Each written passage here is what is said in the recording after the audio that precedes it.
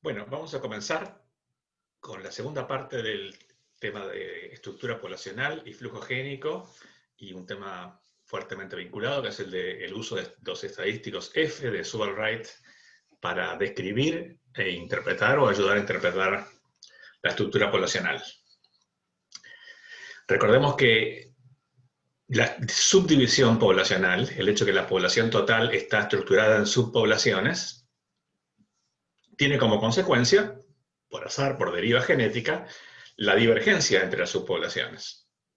Es decir, como las frecuencias alélicas van a variar al azar en cada una de las subpoblaciones, suponiendo que hayan tenido un origen común y una única frecuencia inicial, ancestral, van a empezar a fluctuar y difundirse o dispersarse desde esa frecuencia inicial. Por lo tanto, si miramos ahora la gran población, la población total, considerando en forma conjunta todas las subpoblaciones sin tener en cuenta sus diferencias, vamos a tener que una población así agrupada o así considerada en forma total va a tener una deficiencia de genotipos heterocigotas. ¿Con respecto a qué? Con respecto a lo esperado para las frecuencias alélicas globales. Y ese esperado, por supuesto, es el esperado bajo la hipótesis de panmixia, que forma parte del modelo de Hardy-Weinberg. Esto sucede aún en el caso en que las subpoblaciones, tomadas una a una, estén localmente o internamente en equilibrio Hardy-Weinberg. Es decir, que podemos tener subpoblaciones panmícticas que, miradas en conjunto, contribuyendo cada una al total de la población, resulta que la población global no está en equilibrio. ¿Con respecto a qué? A las frecuencias alélicas globales, justamente. Vamos a ver que esto implica o está asociado al hecho de que conceptualmente el estadístico que describe la endocría de las subpoblaciones con respecto a la población total solamente puede ser 0 o positivo, y el rango completo es entre 0 y 1.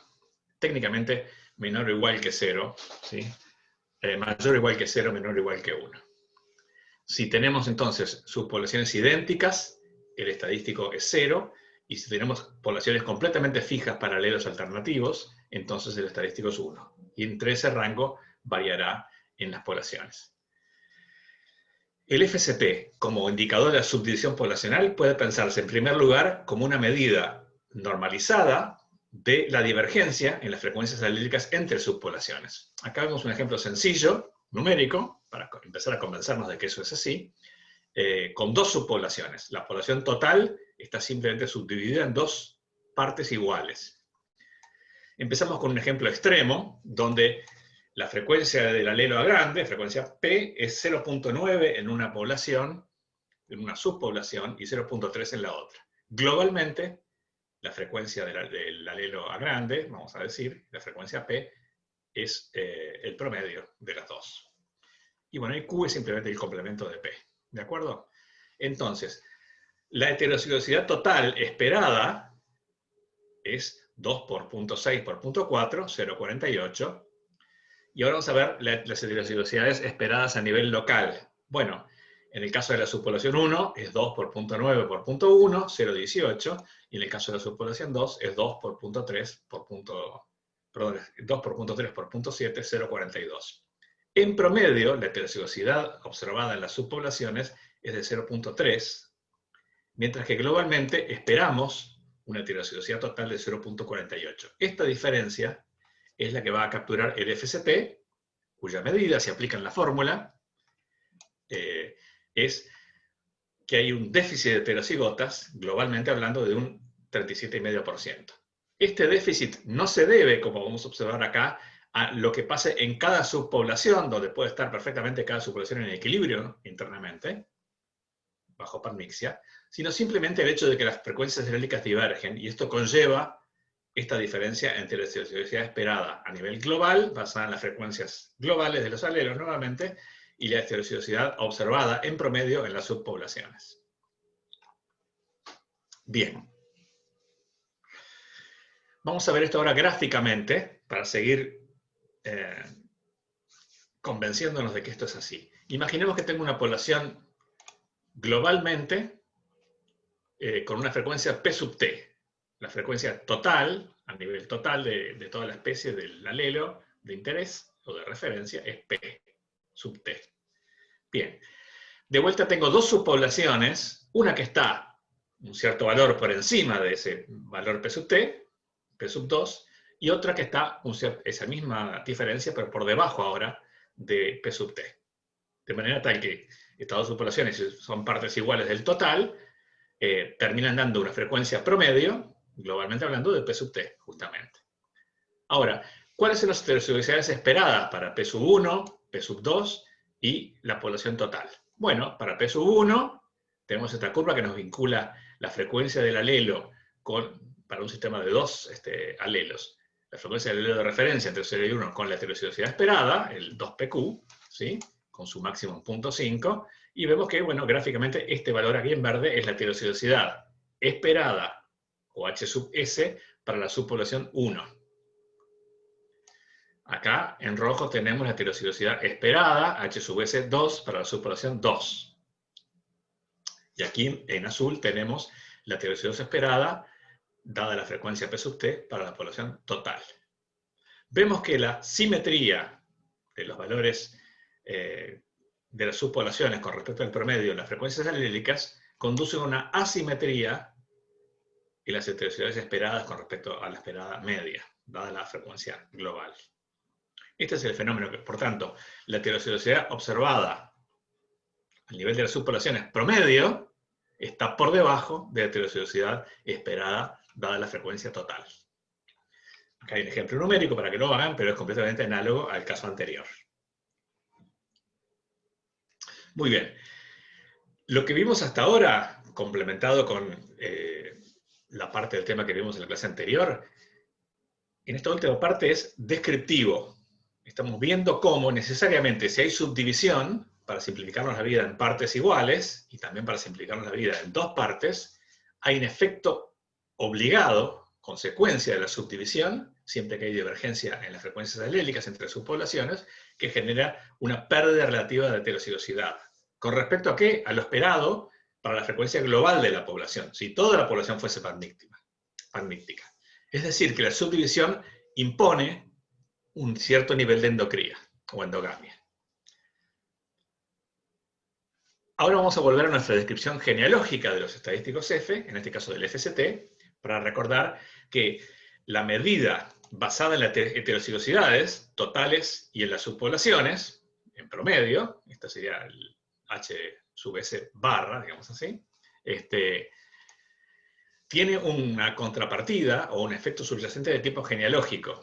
Recordemos que entendíamos que si tenemos unidades, en este caso las subpoblaciones, que están anidadas dentro de una unidad mayor, en este caso la población total, hay endocría, a nivel geográfico en este caso, si la antigüedad media del ancestro común a pares de alelos tomados en las subpoblaciones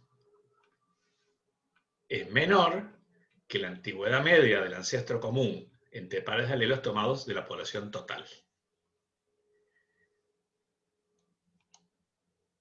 El vínculo entre esto, que está acá descrito en la fórmula, ¿sí?, y la heterocigosidad es que la probabilidad de que dos alelos tomados al azar sean distintos, que es la heterocigosidad, depende de la antigüedad del ancestro común. Cuanto más antiguo, más probabilidades de que al menos una de las ramas que conectan a los alelos con su ancestro haya sufrido una mutación en el camino. Así que las heterocigosidades son proporcionales a estos tiempos. Por otra parte, como los tiempos van a ser generalmente desconocidos, no sabemos la edad del ancestro común a dos alelos, las medidas genéticas como la heterocigosidad, dentro y entre subpoblaciones en este caso, son indicadores, o como se dice a veces, proxies de esos tiempos, al ser proporcionales a ellos. También vimos cómo cualquier otra medida genética que sea proporcional a estos tiempos puede servir como indicador. Por ejemplo, el número promedio de diferencias a nivel de secuencias entre pares de alelos va a ser proporcional a la antigüedad de esos pares, porque cuanto más antiguos los pares, más oportunidades tenemos de acumular 1, 2, 3, 4, el número de mutaciones que sea, entre esos alelos. Entonces, esta fórmula basada en heterozigosicidad tiene su análogo en fórmulas basadas en diferencia de frecuencias, porque ambas usan indicadores de divergencia genética proporcionales a los tiempos que están detrás de las diferencias promedios entre pares de alelos. Bien. Entonces, sin subdivisión, tomar pares de alelos en las subpoblaciones es lo mismo que tomar pares de alelos al azar en toda la población, porque la población no está subdividida. O si quieren verlo de otra manera, esas subpoblaciones son fictas porque no hay ninguna diferencia entre ellas. Son iguales entre sí e iguales al total. ¿En qué? En su composición genética.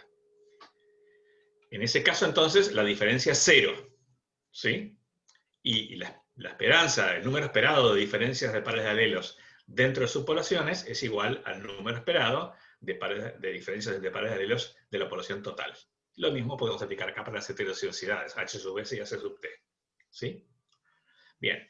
En cambio, cuando hay subdivisión, aparece una diferencia. Y el número de diferencias entre pares de alelos entre las subpoblaciones, o sea, tomadas de la población total, pasa a ser mayor que el número de diferencias en promedio entre pares de alelos tomados dentro de las subpoblaciones. Vamos a ver un ejemplo con algunas medidas, algunos datos, para ver estos estadísticos F, ¿sí? Y en este caso vamos a ver, como son secuencias, vemos diferencias promedio entre pares de alelos, ¿sí? Totales de toda la distribución de la especie que fue muestreada, salteamos los detalles acá, solo para Patagonia, o sea, la parte continental, y solo para Tierra del Fuego, ¿sí? Bueno, la divergencia total es mayor, por supuesto, en promedio, si usamos toda la distribución y si usamos 2 de las partes, y ven que es una diferencia notoria. Eso varía un poquito entre gen y gen. Pero el estadístico F, que ahora compara la diferencia entre la población agrupada y las regiones, en lugar de tomar subpoblaciones, tomamos regiones en el total, ¿sí? C viene por las regiones, por cómo está tratado en un artículo científico esto, la terminología, ¿sí? Entonces vemos que tenemos siempre valores positivos de FCT, ¿de acuerdo? Aunque los valores varían porque cada gen es una realización al azar de ese proceso de divergencia. Más aún, puede ser que algún gen esté sometido a selección y tenga valores más altos o más bajos de lo esperado por azar, pero globalmente vemos que el fenómeno se repite gen a gen, que es el punto de esta distribución, de esta representación de este ejemplo. Acá hay otro ejemplo, tomado de artículos en humanos, donde primero hay que explicar un poquito qué son estos FCT. Este FCT aquí es el estándar que nosotros conocemos, pero en lugar de estar tomado para el promedio de cada gen, está tomado el sitio, el SNP, más divergente para cada gen, por razones técnicas. Es la máxima divergencia observada en cada uno de los genes. Eso explica que, a diferencia de la mayoría de las medidas medias en humanos, que son mucho menores, estos valores son más altos, ¿sí? Y tienen una distribución menos pegada, menos corrida hacia la izquierda, si quieren, en el histograma. En verde está la distribución al azar de todos los genes de los genomas estudiados. De vuelta, usando para cada gen el FCT máximo observado en un sitio, en un SNP, un sitio polimórfico determinado. Bueno. Por otra parte, acá tenemos genes vinculados a una característica que conocemos varía mucho entre humanos, que son genes vinculados a la pigmentación de la piel, ¿sí? Y vemos que cada uno de estos genes tiene un valor, y varían ampliamente en valores, sean razones selectivas o por azar, pero observamos que hay una gran variación, ¿sí? Sin embargo, vemos que estos valores están más bien corridos hacia el lado derecho de la distribución de referencia que está en verde. Cada una de estas barritas con sus letras es un gen de esta lista, ¿sí? Y vemos que en general, si bien hay amplia distribución, esa distribución está corrida hacia valores más grandes. Algunos incluso tienen valores extremadamente grandes tomados individualmente. Quiere decir que la divergencia de genes vinculados a la pigmentación, que como sabemos tiene que ver con la protección contra la radiación UV, esa divergencia está exagerada o exacerbada con respecto a la distribución de genes del resto del genoma en la especie humana.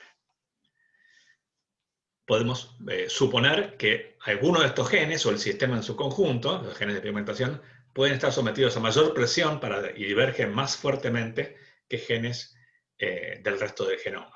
Aunque por supuesto puede haber genes particulares en el genoma que sean muy divergentes, incluso por razones selectivas. Tomados estos dos conjuntos, la clase de genes de interés y el resto como genes de referencia, observamos una diferencia interesante.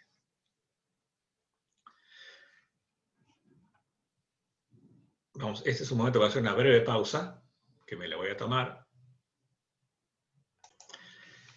Seguimos entonces. Vamos a ver ahora, hacer un pequeño quiebre y vamos a pasar de una aproximación simplemente descriptiva, cómo se comporta el FST y qué son los valores que están detrás, genealógicos, de tiempos y genéticos, de divergencia, de frecuencias alélicas. Vamos a pasar a una cuestión más predictiva, es decir, basada en un modelo y lo que esperamos bajo ese modelo. ¿Sí? La parte descriptiva nos dice qué es el FST y cómo se comporta, y por la vía de los ejemplos vemos que las causas de la divergencia pueden ser, vamos a decir, demográficas, o sea, cómo está subdividida la población, los intercambios reproductivos, si son más locales o más generales, cuál es el grado de divergencia en las poblaciones. O también selectiva. El modelo que vamos a usar, que es un modelo de islas, es un modelo neutral, o sea que como primera aproximación vamos a tratar de deducir algunas propiedades de la divergencia de las poblaciones en ausencia de selección. ¿Sí? Es un modelo de tipo Fisher-Wright, pero con estructura poblacional en islas. ¿Qué es un modelo de islas? Es una simplificación, como todo modelo, que considera la siguiente situación. Tenemos, con los mismos códigos de colores de las diapos anteriores, la población total en rojo y está formada por un conjunto de subpoblaciones en verde. Ahora, para modelar tenemos que ser más precisos y definir las características de las subpoblaciones. Bueno, estas subpoblaciones o islas son numerosas, en el límite infinitas, ¿sí? Cada una de ellas tiene n individuos diploides, 2n alelos. Recuerden que el modelo de Wright-Fisher es un modelo haploide, así que eso es un número de alelos simplemente. No importa la haploidía demasiado en este caso.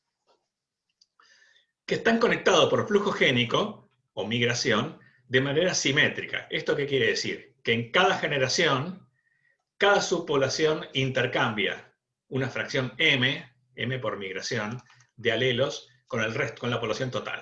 Es decir, en cada generación expulso una fracción m de alelos y capturo en su lugar de la población total una fracción m de alelos. Quiere decir, los intercambios son completamente simétricos en este caso. Cada isla tiene las mismas propiedades de intercambio que cualquiera de las demás islas.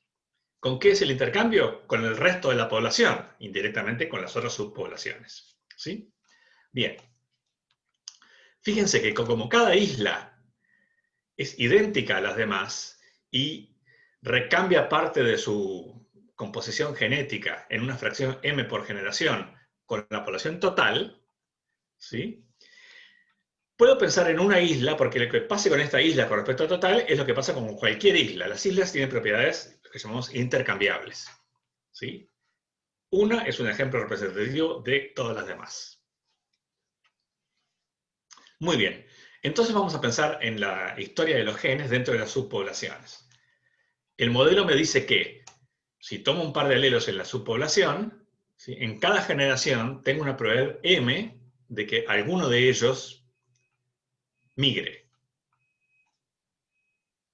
Casi digo mute por error, pero el razonamiento que vamos a hacer acá para el equilibrio entre deriva local y migración es completamente análogo al razonamiento que hicimos hace unas clases para deducir el equilibrio entre deriva y mutación. ¿Sí? Así que no nos sorprendan las las coincidencias porque son de interés. Muy bien. Entonces,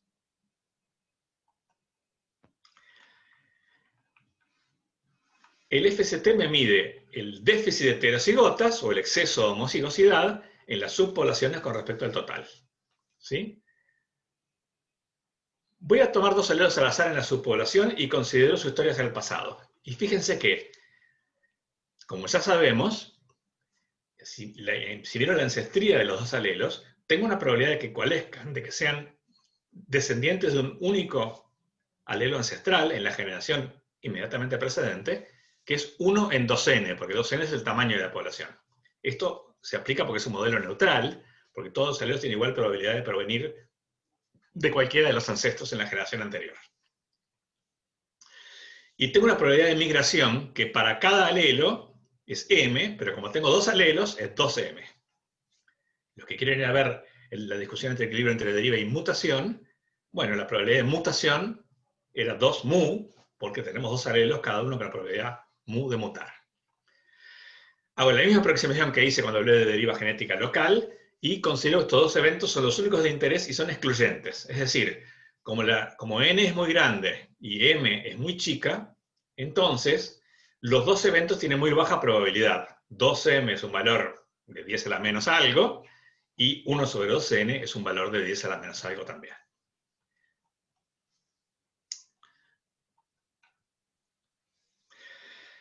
Entonces, vamos a ver lo siguiente.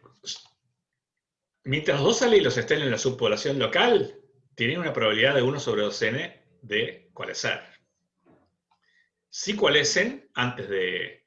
en cambio, cuando uno de los alelos, uno cualquiera, migra, la probabilidad de coalescer pasa a ser la probabilidad de coalescencia de la población total. Entonces, el FST es una estimación de cuál es la probabilidad que ocurra un coalescente antes, mirando hacia el pasado en la historia de los alelos, que una migración. Así como el equilibrio entre deriva y mutación medía la probabilidad de que ocurriera una coalescencia antes de que uno cualquiera de los alelos mutase. ¿Sí? Entonces, contando casos favorables y desfavorables en este esquema, vemos que la probabilidad de que dos alelos sean idénticos por descendencia, que es una medida de homocigosidad F, ¿sí?, es 1 sobre 2n, la probabilidad de coalescencia, dividido la suma de las probabilidades de los dos eventos de interés, que son la coalescencia, 1 sobre 2n, y la mutación, y la migración, perdón, que tomado para los dos alelos es 2m. Entonces, el valor esperado, el valor promedio de FST es 1 sobre 4nm más 1. Aquí multipliqué numerador y denominador por 2n grande, ¿de acuerdo? Así que acá me queda 1, acá me queda 4nm y acá me queda 1. Esa es la simplificación. Acá está explicado un poquito más de detalle que estamos considerando esta probabilidad de un evento improbable de que una y una sola de los alelos migren en una generación, pero como tenemos dos alelos, multiplico por 2 esa probabilidad por alelo. Y la probabilidad de coalescencia, que ya discutimos, de que un par de alelos coalescan un ancestro común, mirado hacia atrás, o sean descendientes de un único ancestro común, en una generación inmediatamente precedente, es 1 sobre 2n. Como estas probabilidades son bajas, voy a despreciar casos en los cuales requiero más de un evento a la vez. Por ejemplo, dos migraciones simultáneas lo considero improbable, porque ya tengo una probabilidad muy baja acá, el producto de esa probabilidad va a ser mucho más baja aún. ¿Sí? Perdón,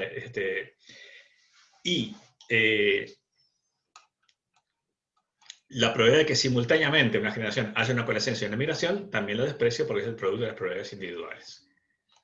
Lo más probable, como estas probabilidades de interés son bajas, es que no pase nada en una generación. Pero si no pasa nada, vuelvo a plantearme cuál es la probabilidad de que estos dos alelos coalescan o que uno cualquiera de ellos migre. Así que vuelvo a plantearme el dilema entre estas dos posibilidades.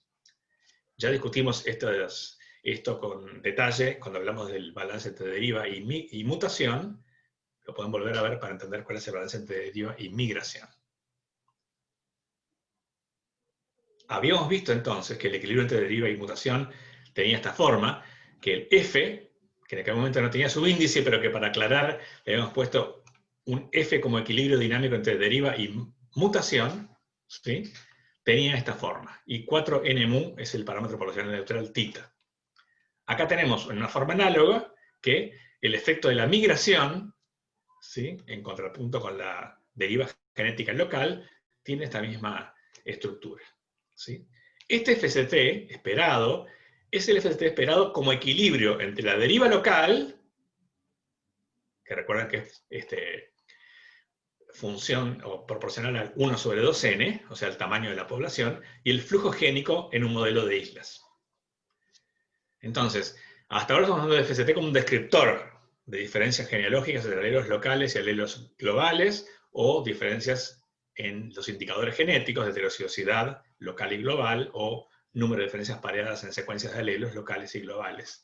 Ahora estoy viendo acá como una predicción, lo que espero encontrar bajo un modelo muy preciso, muy específico, como un equilibrio dinámico entre los procesos. ¿De acuerdo? Para que un equilibrio dinámico de este tipo tenga sentido o se establezca, requerimos varias cosas. Primero, la población tiene que estar funcionando siguiendo las características del modelo. Una población grande, subdividida en islas de idéntico tamaño, todas iguales, que todas intercambiando migrantes con el resto, con una fracción m por alelo y por generación. ¿Sí? Una fracción m de alelos por generación. Además, como las tasas de pérdida de variabilidad por coalescencia o de intercambio de variantes por migración son típicamente bajas, la población tiene que haber estado funcionando bajo ese régimen por largo tiempo para que el equilibrio se establezca. Si la población en su historia no muy antigua es distinta de lo que acabo de describir, entonces no vamos a tener un equilibrio. Y vamos a ver varios ejemplos de esa situación.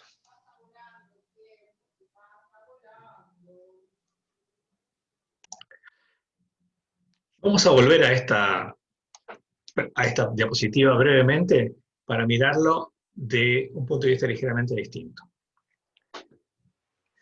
Tratamos de ver un poco el siguiente desbalance, y es cuánto mayor es la probabilidad que dos alelos tomados al azar sean idénticos si los tomo dentro de subpoblaciones, comparado con si tomo dos alelos al azar en la población total.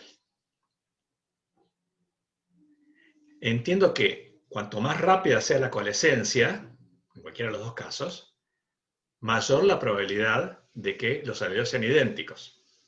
Entonces, la probabilidad de coalescencia en una subpoblación es 1 sobre 2n, bajo el modelo de Ray-Fisher.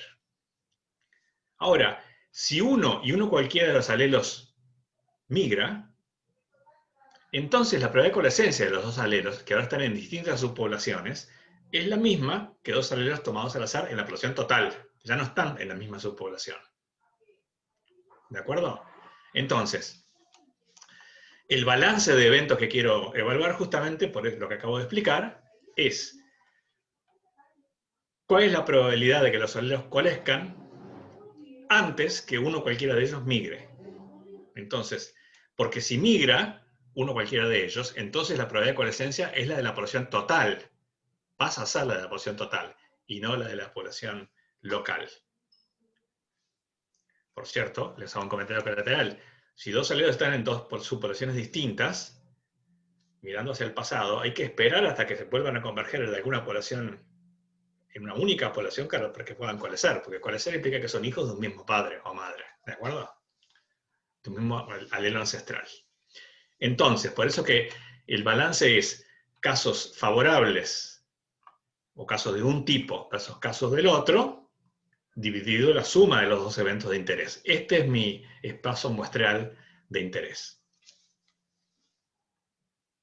Bien, ¿cómo es este equilibrio entre la deriva local y la migración? Primero recuerden que es un equilibrio esperado bajo un modelo de isla, no es simplemente una regla universal para todo el mundo de lo viviente. Después nos damos cuenta que hay una relación inversa entre el factor 4NM, ¿sí?, y la esperanza de FCT. FCT sabemos que varía entre 0 y 1, ¿de acuerdo? quiere decir que esta curva va a tener esta forma en general. El detalle, por supuesto, depende de la ecuación, pero vamos a mirar de qué estamos hablando. En el eje horizontal, ¿sí? NM es el número absoluto de migrantes promedio entre poblaciones o de una población desde y hacia el resto de la población total por generación. Y dijimos número absoluto y no fracción de migrantes. La fracción de migrantes es M chica. Después veremos por qué importa más el número absoluto que la fracción de migrantes, lo cual tiene cierta dificultad. El punto es que en equilibrio, ese equilibrio que requiere que la población se comporte como un modelo de islas y que se esté comportando así por mucho tiempo para llegar a ese equilibrio, y es un equilibrio dinámico, no es un equilibrio estático.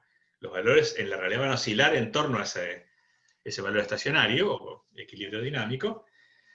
Podemos saber qué divergencia medida como FCT esperamos para cada valor de NM, para cada número absoluto de migrantes por generación entre las subpoblaciones y el total, o entre una subpoblación y el resto. Como referencia, y esto no es un punto de quiebre, sino es una referencia cómoda para recordar, en general y en promedio, si las poblaciones intercambian un migrante por generación, esperamos un FCT del entorno del 20%, de 0.2.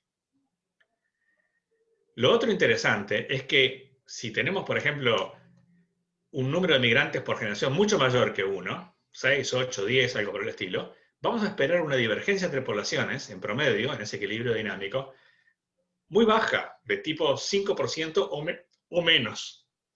¿Sí? Y lo otro es que cuando el número promedio de migrantes por generación es bastante menor que 1, se empieza a acercar a 0, entonces la divergencia, por supuesto, puede aumentar y su equilibrio puede estar ya bastante mayor que el 0.2 y arrimarse al 1, si quieren, con cierta facilidad. Lo curioso es que basta con unos pocos migrantes por generación para que la divergencia se vea contenida en valores relativamente bajos. Y entender eso requiere un poquito de razonamiento. Este es un poco el esquema de resumen, de vuelta de una regla que es una regla aproximada de referencia, no es un número mágico, porque no hay quiebre en una curva que es continua. ¿Sí? Si el número promedio de migrantes por generación es mucho menor que 1, las poblaciones son bastante libres de diverger, incluso hasta se puede llegar a fijar a los alternativos por azar. Si el número de migrantes es bastante mayor que 1, por ejemplo 10, orden de magnitud, digamos así, entonces el flujo génico mantiene las subpoblaciones homogéneas e impide efectivamente su divergencia. Su divergencia es por deriva genética, su divergencia al azar. Curiosamente, esto es independiente del tamaño de la población. Y ahora vamos a hacer un breve tránsito al pizarrón, a la pizarra, para tratar de entender esta cuestión. Vamos a pensar un poco en el tema que tenemos planteado, y es que vamos a plantear una población aquí. Imaginemos que tenemos subpoblaciones de un cierto tamaño, ¿sí? Como esta, y vamos a hacer otra acá, mucho más grande.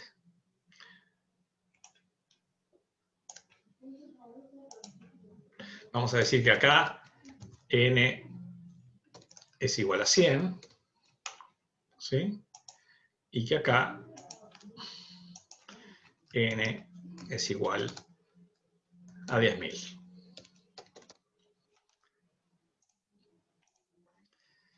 Decimos que queremos tratar de tener un resultado un poco contrario a la intuición, ¿sí? Y es que el equilibrio entre libre y mutación depende del número absoluto de migrantes y no de la frecuencia de migración. Entonces uno dice, bueno, si yo tengo, vamos a decir que acá, por ejemplo, voy a plantear m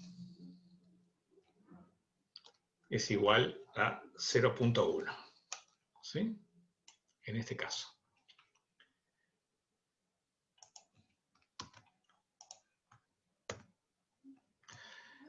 Y vamos a decir que acá,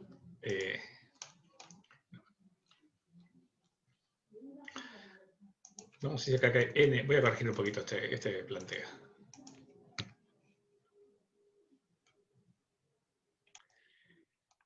Seguimos. Entonces, tenemos dos poblaciones, o subpoblaciones, una situación en la cual esta población es una isla, de un modelo de islas, donde cada subpoblación tiene tamaño 100, y en cambio esta otra, los tamaños de las islas son 10.000. Nos parece raro que el efecto de 10 migrantes por generación sea el mismo en esta subpoblación, que es muy pequeña, donde representa el 10%, que en esta población, donde representa mucho menos. Muy bien, y eso obviamente es así. Reemplazar 10 en 100 es mucho más dramático que reemplazar 10 en 10.000. Pero, vamos a ver, la tasa de migración, en este caso, ¿sí?, es 10 en 100 y en esta es 10 en 10.000.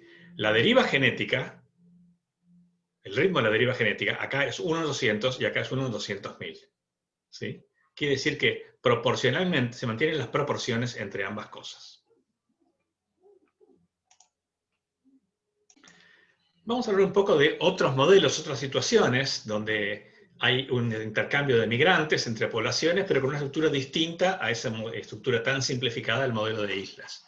Imaginemos que tenemos un conjunto de poblaciones o subpoblaciones ordenadas en el espacio a lo largo de una cierta distancia. Este es el modelo llamado de aislamiento por distancia, o si es una distribución continua, o si tenemos subpoblaciones discretas, es lo que se llama el modelo de piedras de paso. Aislamiento por distancia en el sentido amplio, que las poblaciones más distantes intercambian menos migrantes por generación porque lo hacen a través de las poblaciones intermedias. ¿Sí? Muy bien. En este esquema, las poblaciones están ordenadas a lo largo de una línea, si quieren. Es un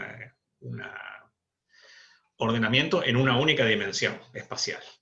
Bien. El sentido común, más allá de los detalles, de si es una escala logarítmica o no, nos dice que la tasa efectiva de migrantes entre pares de subpoblaciones va a ser alta cuando las poblaciones están cercanas y baja a medida que las poblaciones están más distantes entre sí. Tomo dos poblaciones, mido la distancia, ubico esa distancia en este eje y en función de eso tengo una cierta proporción esperada de fracción de migrantes por generación.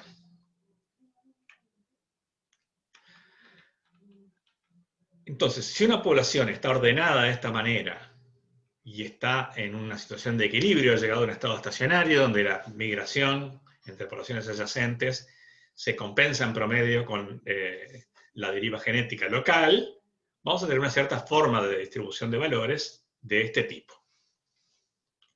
Si una población, en cambio, se expandió recientemente, imaginemos que tenemos la costa, aparece una especie nueva que llega a nuestras costas, y es una especie costera, por ejemplo, vive en la línea de marea, y coloniza rápidamente toda nuestra costa. Muy bien. Como esa colonización es muy reciente, todas las subpoblaciones van a ser muy parecidas entre sí porque son todas parecidas al ancestro. No ha habido tiempo para que la deriva genética modifique las frecuencias alélicas entre las subpoblaciones. Ni mucho menos que no ha habido tiempo para que haya un equilibrio entre la deriva local y las migraciones o los intercambios entre poblaciones adyacentes. Son todas más o menos parecidas entre sí. Quiere decir que cuando hubo una expansión reciente, una colonización reciente, no observamos una relación de caída entre la distancia geográfica y el intercambio de migrantes, sino que nuestra medida genética, estimación genética, nos da una diferencia uniforme. Es decir, todas las subpoblaciones, independientemente de su distancia, son subiguales entre sí. No es una línea recta horizontal, pero es algo que se le parece. Eso con un poco de ruido, digamos así. Se entiende que esto funciona cuando el NM está estimado a partir de datos genéticos. La información genética, el FST, del cual puedo derivar o calcular el NM, me da valores totalmente inflados. Esto pasa mucho cuando, por ejemplo, observo una especie en la cual la tasa de dispersión típica son, vamos a decir, 1 kilómetro, y tomo poblaciones, las comparo, y el NM o el FST me da igual, sin importar si la distancia es 1 kilómetro, 10, 50 o 500. Eso significa no que la especie ahora empieza a saltar de a 500 kilómetros cuando migra, sino que mi medida genética refleja una colonización reciente y las poblaciones no han tenido tiempo de diferenciarse. Están fuera del equilibrio.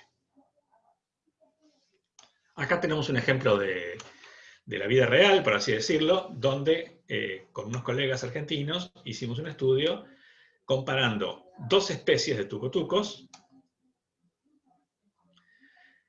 que viven a lo largo de la misma línea costera de dunas del sur de la provincia de Buenos Aires. Acá está Necochea, por ejemplo, como referencia, acá está Bahía Blanca.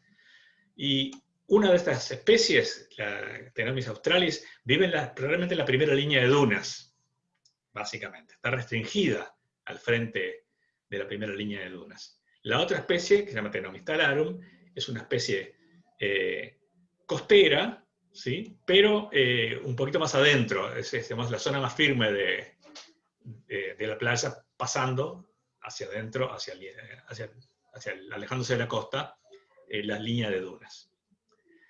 El FCT entre estas dos especies, entonces se puede medir, se pueden tomar las muestras en las mismas localidades, capturando la primera especie en la línea de dunas y la otra un poquito más abajo, un poquito más lejos de la costa, a distancia que se camina simplemente, metros de distancia. Así que hay pequeñas diferencias de hábitat de estas dos especies, aunque son ampliamente costeras. Otro detalle es que la especie de Ctenomys talarum también tiene poblaciones interiores, pero esas no las estudiamos acá. Fíjense que en la especie costera, ¿sí?, tenemos un FCT bastante moderado. Ciertamente comparado con la otra especie, donde el FCT es de 80%. En esta especie tenemos además, en la especie de Talarum, un patrón inverso de que cuanto más cercanas son las poblaciones entre sí, más alta es la estimación genética del flujo génico. ¿Sí? Quiere decir que se da esa relación inversa que sugiere un equilibrio entre deriva local y migración, pero una migración que se ve atenuada con la distancia geográfica. Lo cual es esperable para estas especies, que además son subterráneas, no se andan moviendo demasiado geográficamente de una generación a la siguiente. ¿Sí? Hay una dispersión juvenil, pero que está acotada con respecto a estos cientos de kilómetros de costa. En cambio, la otra especie, que tiene un hábitat y un modo de vida bastante parecido, tiene una total ausencia de aislamiento por distancia, y la divergencia genética, o su complemento, su inverso, previamente el flujo génico, estimado genéticamente, es homogéneo sin importar la distancia. No pensamos que esta especie migra mucho más intensamente, sino que es una zona de dunas mucho más inestable y que, por tanto, estas dunas han sido recolonizadas recientemente en términos históricos. Hay información geológica de la historia de estas dunas costeras que dice que en los últimos miles de años ha habido fluctuaciones en el nivel del mar y necesariamente el sistema de dunas actual debió haberse formado más recientemente. Quiere decir que el modelo de aislamiento por distancia y el FCT, aún en poblaciones donde no hay equilibrio, por comparación o por contraste, nos dice cosas interesantes sobre la dinámica de migración de la especie y su historia demográfica. En resumen, hasta ahora, presentamos estadísticos F, un resumen que engloba las dos clases en las que hemos dividido este tema. En base a conceptos genealógicos, de ancestría de pares de alelos. Existen muchísimas correcciones a estos estimadores, a estos estadísticos, que son detalles más técnicos que no vamos a discutir en estas clases, pero decirles simplemente que cuando uno calcula FCT para un trabajo científico, hay ajustes que hacer para tamaño muestral, para obtener correcciones a una cantidad de efectos estadísticos y biológicos que no estamos considerando acá. Estamos usando las descripciones puras, si quieren, de los parámetros y no los aspectos técnicos para calcularlos en la práctica.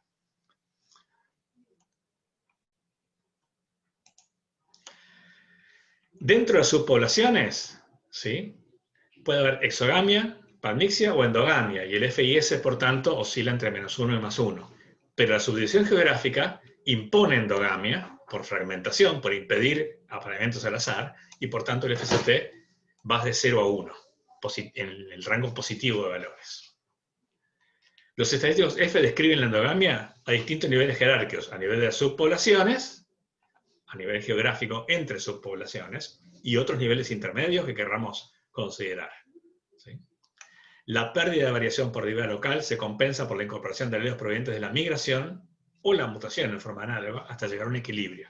Este equilibrio entre deriva y migración es muy semejante en su forma, toma la misma conformación que el equilibrio local entre deriva y mutación.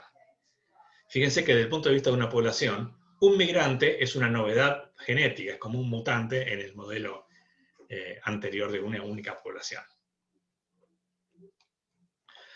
En equilibrio y bajo neutralidad, FST está vinculado con NM, depende de él, así que permite estimar NM, el número absoluto de migrantes, en base al FST. Una medida genética nos permite estimar una medida de flujo o intercambio de individuos. Eso en equilibrio. ¿Sí? En balance entre flujo génico y deriva genética determina si las subpoblaciones se diferenciarán y evolucionarán en forma prácticamente independiente, o si por el contrario, cuando domina el flujo génico, se mantendrán homogéneas y poco diferenciadas a pesar del efecto local de la deriva genética. La divergencia de las poblaciones bajo neutralidad es un fenómeno de contraposición entre dos procesos.